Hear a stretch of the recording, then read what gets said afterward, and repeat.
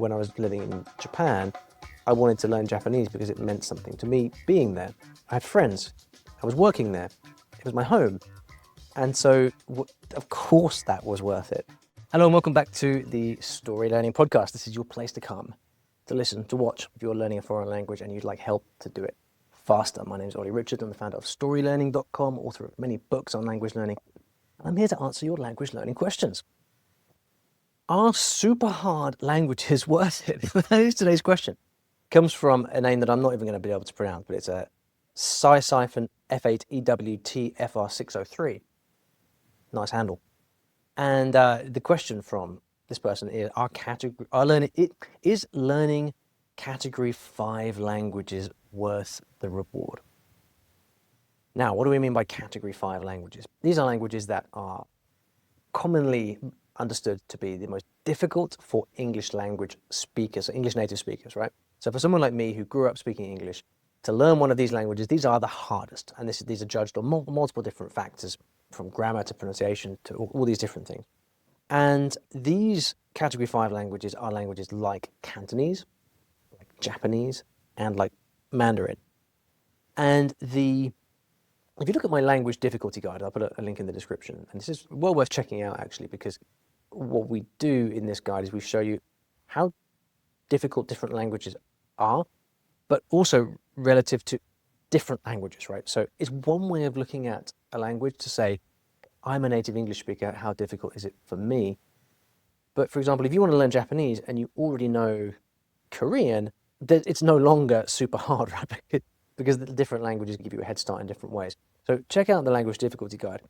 What we say in there is that you can expect, in order to get to a very comfortable level, so B2, upper intermediate level in one of these Category 5 languages, you can expect for it to take around 54 months of study, and we're assuming about 3 hours of study a day, right? So 3 hours a day for 54 months. That's a long time. And that's not to say that you can't start speaking sooner. There are always things you can do in a language to kind of prioritize learning at the beginning, such that if you want to order a coffee or you want to understand a movie or whatever, you can kind of focus on certain areas. But if you want to get to a level, a B2 level, which means you have a rounded ability in both comprehension and production, reading, then it's a multi-year project. I'm always reminded of my friend Vlad, Vlad Scorsetti. He's a fantastic language learner, and I remember him coming to the Polyglot Gathering in Berlin one. It's probably 2014, 2015. And guy speaks over a dozen languages. He was living in Taiwan, had been living in Taiwan for about 10 years. And then I remember him getting up on stage and giving a talk because another guy didn't turn up. So he gave an impromptu talk. And he said something like, bearing in mind, this is an expert language learner. He said, I've been learning Mandarin Chinese for about 10 years intensively. He was a translator and an interpreter. And he said, only now do I start to feel like I'm really getting inside the language. And that says it all, right?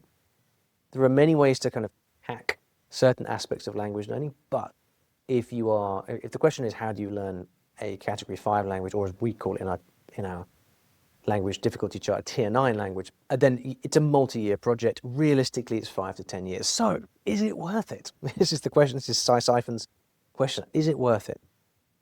Well, look, I've learned a number of languages at or around this category. I've learned Japanese. I've lived in Japan for a few years. I've learned to speak Cantonese. I've got videos of all of this stuff on my YouTube channel, my main YouTube channel. I've also learned Arabic, not to such a high level, but I spent a good year learning Arabic. I thought that was my Arabic book. So this is my Japanese book right here.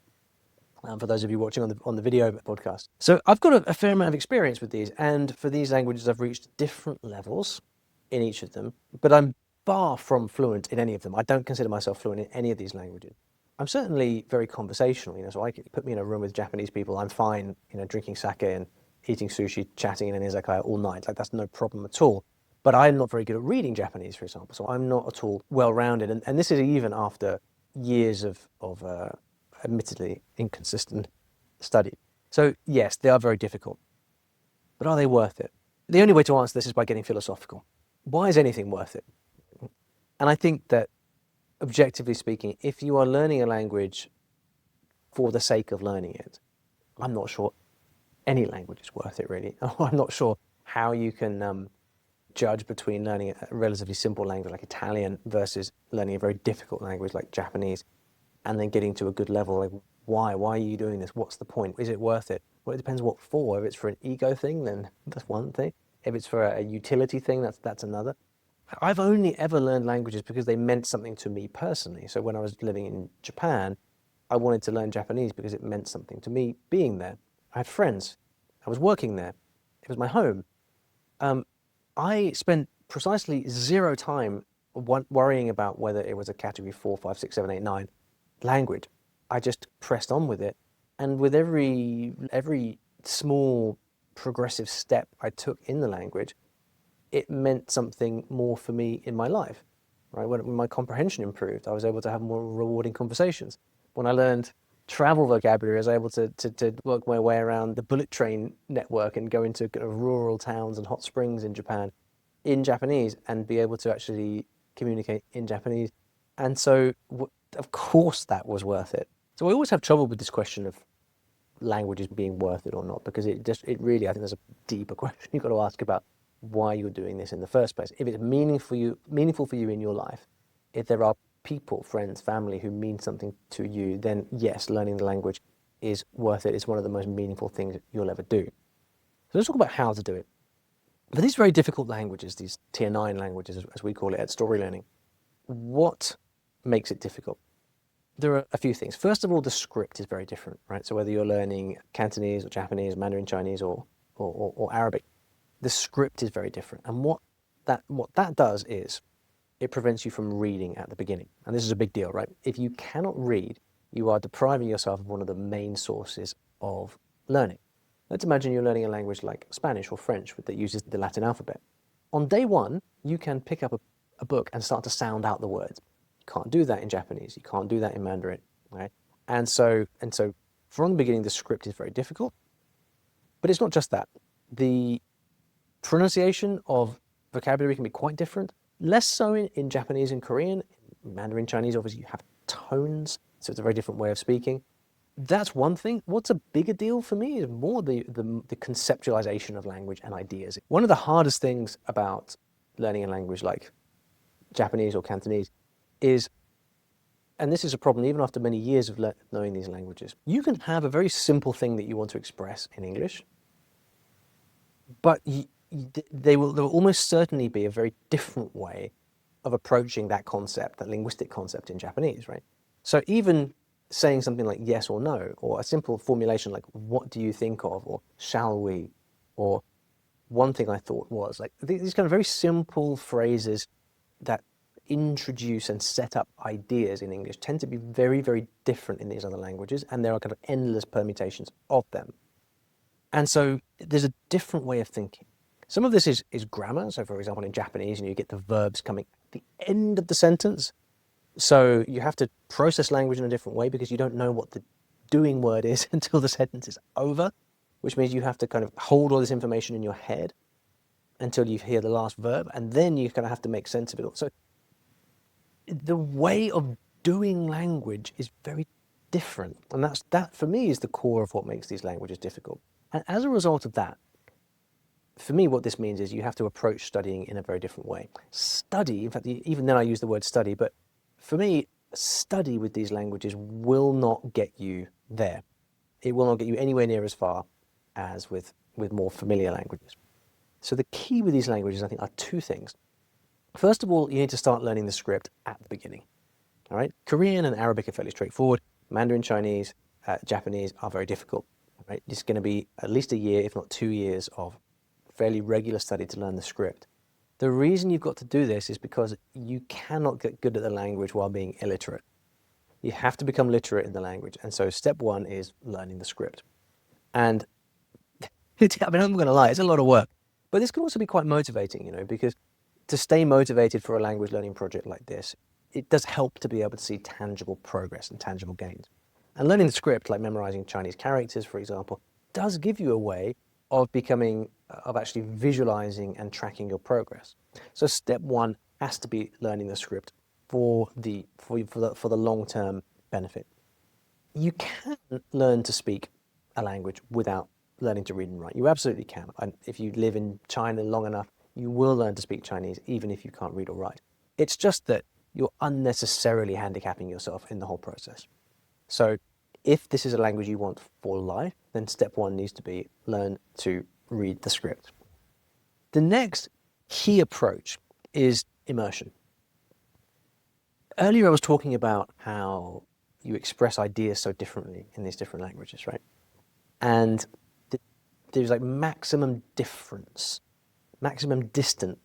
in fact, between how you think of an idea in English and how it's actually expressed in a language. You can't study your way to that. You have to learn naturally. You have to get used to it. You have to be exposed to so much of the language that you instinctively know how to go about expressing a simple idea like, what do you think of? Or shall we do this? And so this means immersion and input has to have a lot more of a place than it might do in more straightforward languages. Okay?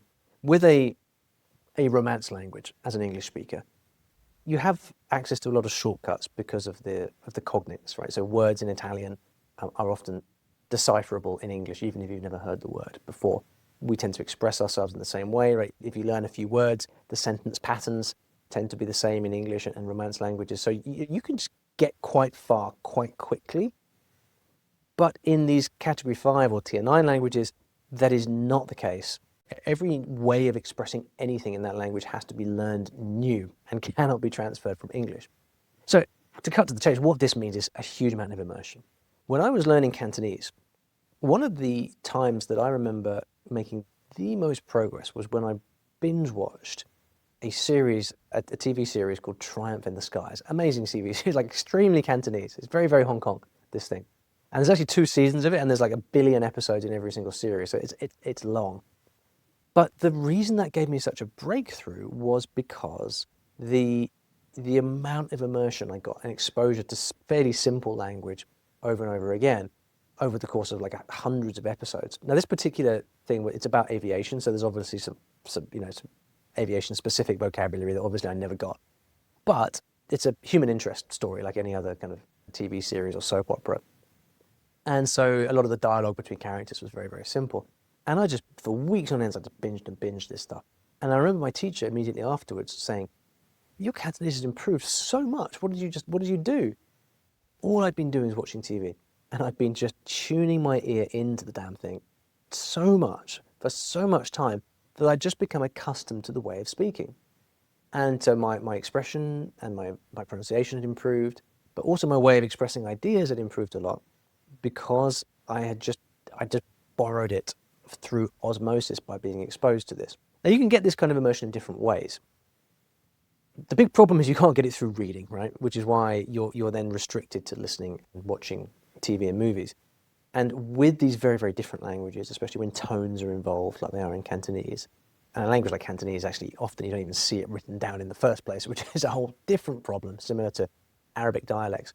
So TV and movies really are your best friend in this situation because what they enable you to do is actually to see the context, that you can see what's going on, you can listen to the dialogue, and it's really your only way of creating meaning and understanding meaning in that language, short of being there yourself in the country in an immersion environment, which for most people is really difficult.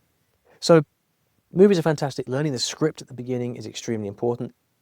You need to surround yourself with people, because again, you can't learn this stuff from textbooks, and so you have to learn it from other sources, and being around people, learning to interact with people is very important. In these cultures, Japan, China, Hong Kong, people interact and behave in a very different way, and language follows culture a lot of the time. And so in Japan, the caricature example is always, you can never use the word no. And to an extent, that's true. Why? Because you interact differently in Japan. And so you have to know and understand how to interact before you can decide what words to use, right? So you have to surround yourself by people as much as possible. And what this all points to with this immersion, with learning the script, with surrounding yourself by people, is you just got to play the long game. You got to understand, I'm in this for the long haul, and it's only a problem if you expect it to happen quickly. Like with so many things, being in a rush is the one thing that will just trip you up, because if you can play the long game, if you understand that the greatest reward is to become fluent in this very, very difficult language and this different culture, and getting all the benefits of that, and you're willing to work hard now, delay gratification, and for this to come over the long term, then it will.